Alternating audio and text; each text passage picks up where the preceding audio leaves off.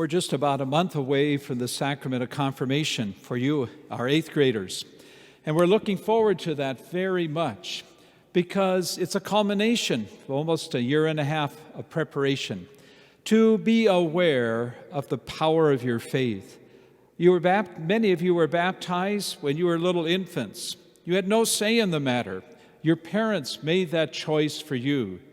Your parents wanted you to come to St. Vincent de Paul. Your parents want you to grow in faith.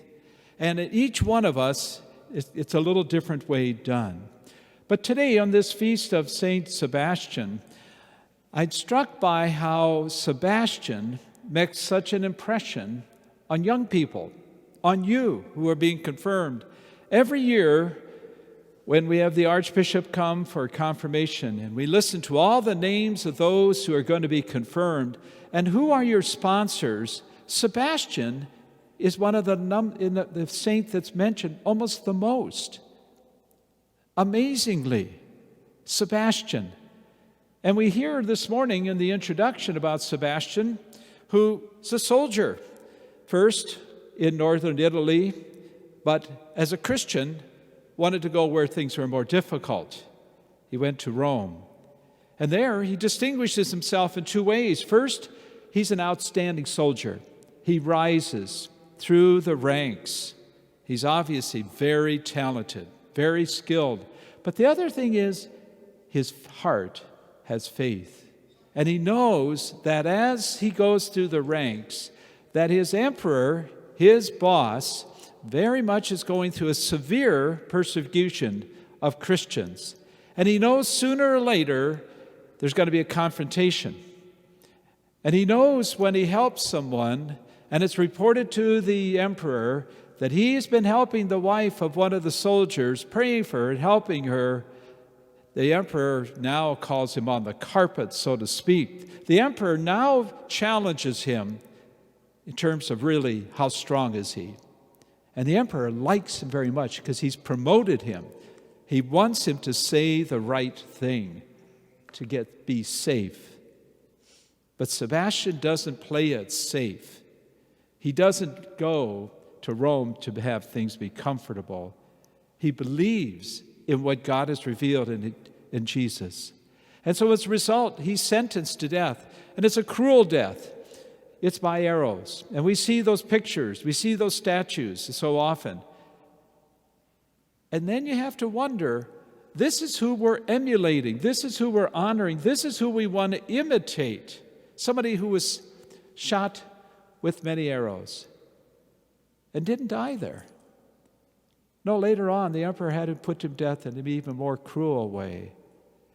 And for you and me, where today we're living in a world where we have many people, lots of opinions about almost anything, standing up for faith is not easy. It's easier to just not say anything. It'd be easier to just avoid speaking out, standing up for what's right. But as you graduate later in the year, and as you go to high school, and you go to college and university or whatever career, calling, vocation you may have, what we're praying for you today, and we're praying that you will be aware that you are willing to stand up for what you believe. And they will not always be easy. And there'll be a lot of people who will just ignore faith. They'll stop going to church. They'll stop saying, well, even talking about God, because it's easier. It doesn't demand much of you. But Sebastian saw faith expects a response. And he couldn't just stay back. And that's why the church honors him. And I'm so grateful that so many of you want him as your patron saint. That you will be strong. That you will be able to live according to the code that Jesus gives us. There'll be a lot of other comfortable, convenient ways, but this is the one that's going to last to the time and whatever age we are in our life before God calls us home when we die. And so this morning, I'm praying for you for a strong heart. And I don't mean pumping with blood. Strong heart that is of faith, that is of conviction, something not easy, something that in so many ways we'd like to ignore, but yet when we respond, we're stronger. And then the words of the opening song make sense. Be not afraid. Do what's right. Stand up for what is good. For this is the way of Jesus.